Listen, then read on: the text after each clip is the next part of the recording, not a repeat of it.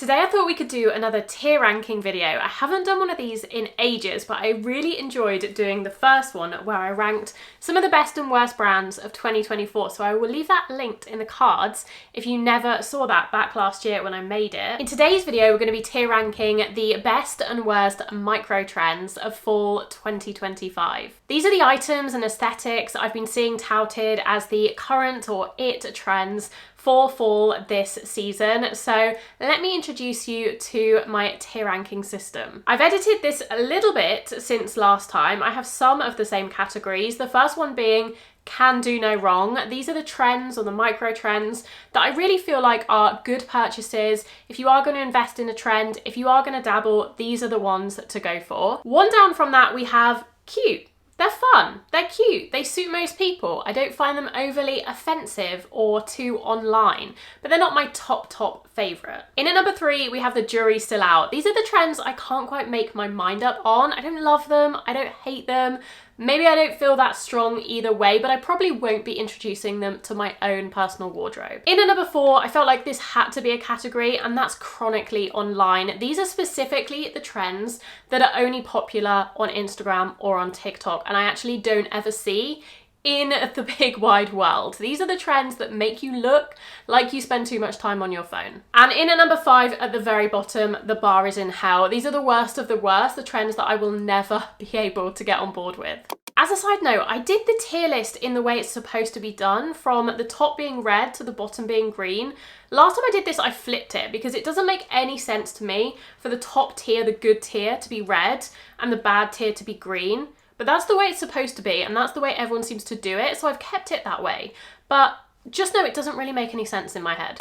The first micro trend I have on my list is a pop of red, and this is one that I feel like is just perpetually popular now. Started a couple of years ago, I still feel like it's really popular. It was really popular in the summer, it's going to continue to be popular in the autumn winter, and personally I think this trend can do no wrong. I think this is one of the best trends and the easiest trends. If you want to dabble, you want to maybe elevate your outfit, but you don't want to go out and buy a whole wardrobe full of new clothes, a pop of red in the form of a sock, a scarf, a piece of jewelry, maybe a jumper if you want to go a little bit more extreme, is such a great way to make your outfit feel current and fresh. There's actually an interior design rule, I think I heard once, that every room should have one piece or one small item that's red, no matter the room, whether it's bathroom, kitchen, living room.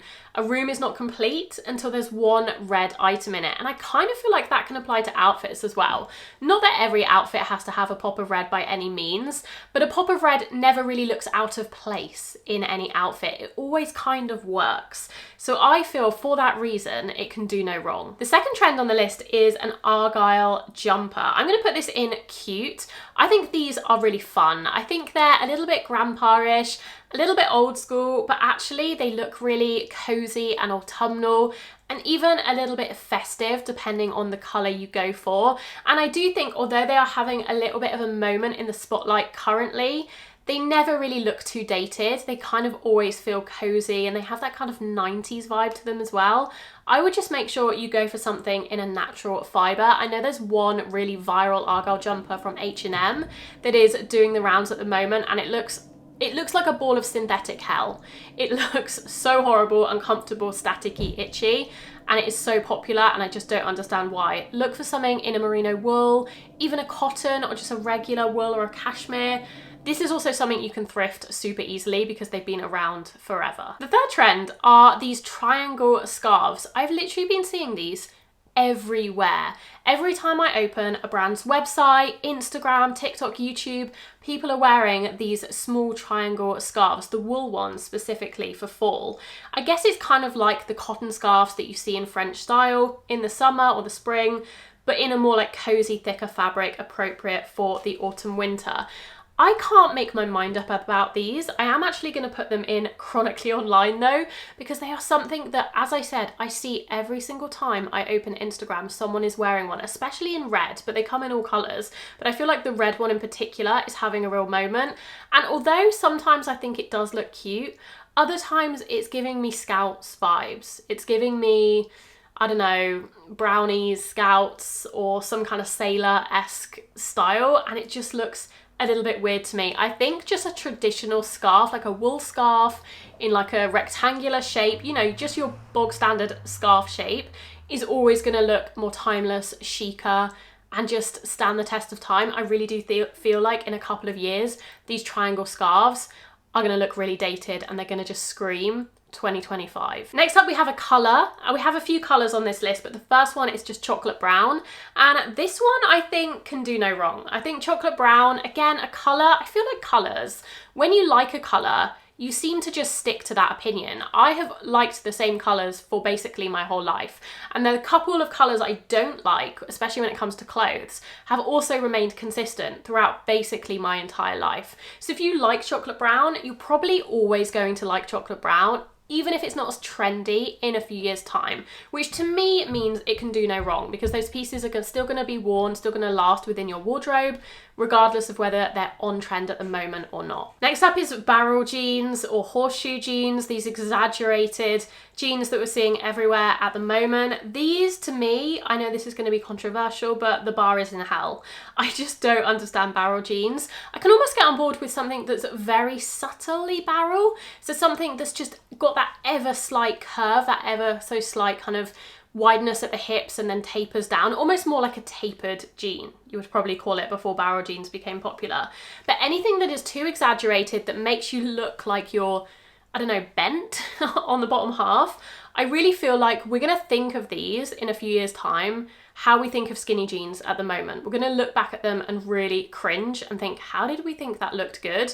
Because I just think anything that is extreme one way or the other, whether it's sprayed to the body like skinny jeans were, or whether it's really exaggerated kind of curved shapes like these barrel jeans, are never going to look good in, you know, a few years, decades to come. I have a few jacket styles on this list because I do think a lot of the trends that come in for fall are just different kinds of jacket, because obviously we all need a jacket in the autumn.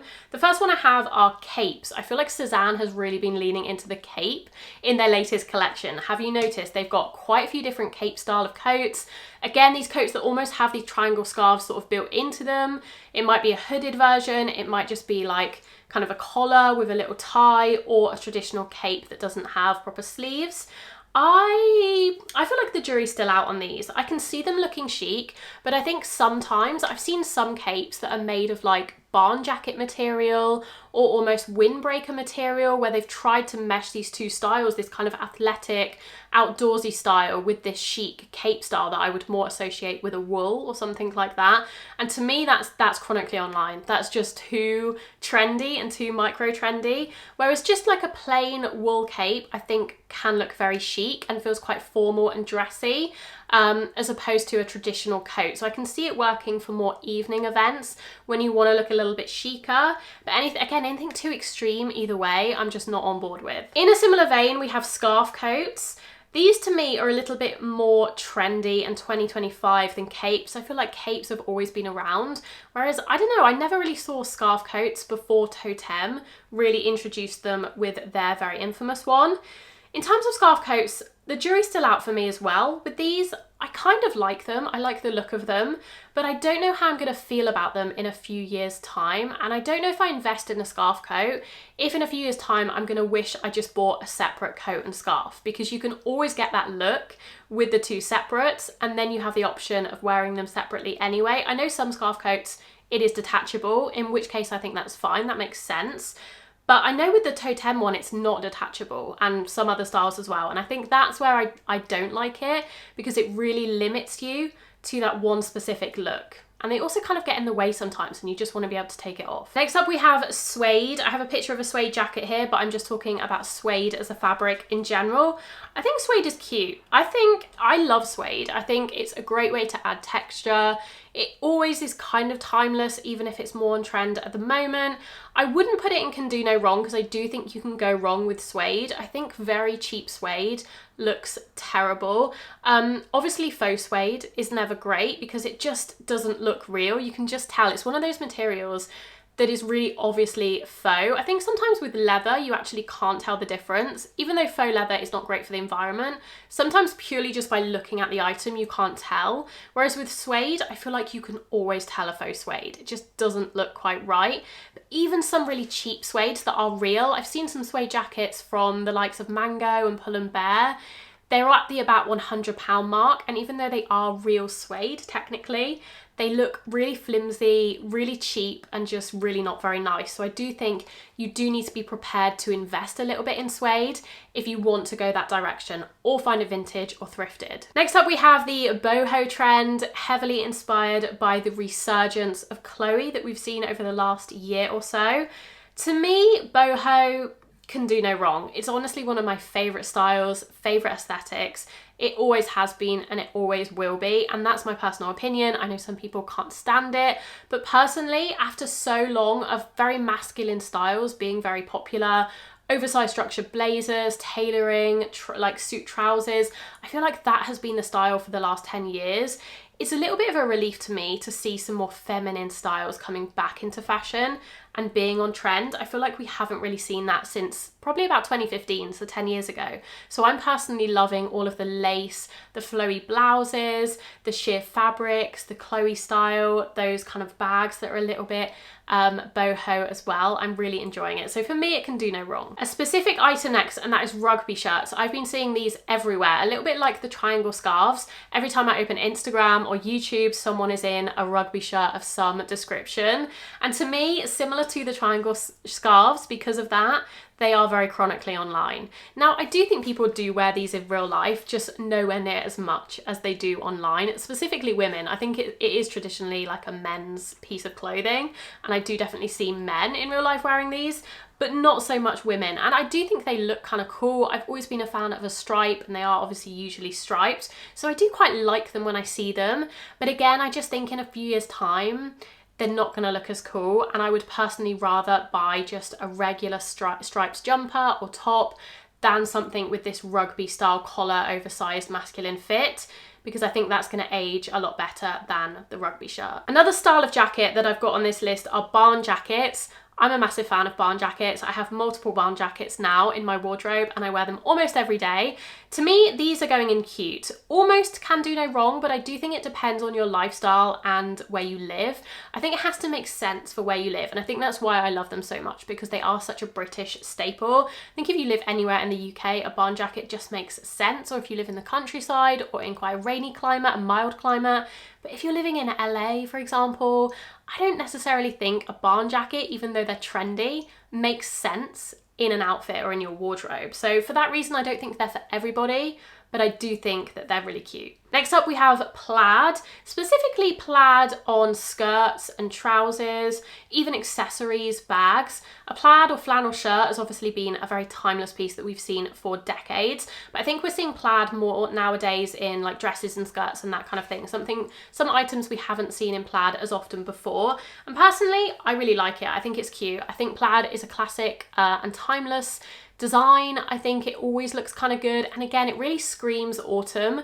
My favorite fall trends are the trends that feel really cozy and warming and autumnal, and there's something about plaid that really does that for me. I've just recently got a plaid skirt, a midi skirt actually, and I'm really enjoying that. It's something I've never owned before, but it feels like it does still pair with a lot of things. It almost acts as a neutral, a little bit like a stripe or maybe even a gingham. You can kind of pair it with anything and it sort of just works. This next one is kind of niche, and I think it's something you would only see if you were on TikTok a lot, but I have seen it in a few of these 2025 fall trends videos, and that is funnel neck jackets, but specifically these kind of athleisure sporty ones. So I associate with a funnel neck jacket often with like a wool coat, maybe a trench coat that has a funnel neck, a high funnel neck, and that to me is very chic. I actually always think a high neck, whether it's a turtleneck, a roll neck, a funnel neck, anything like that looks very put together and very chic. But these are in this like athleisure windbreaker fabric, which I just think is chronically online. I think it's just something that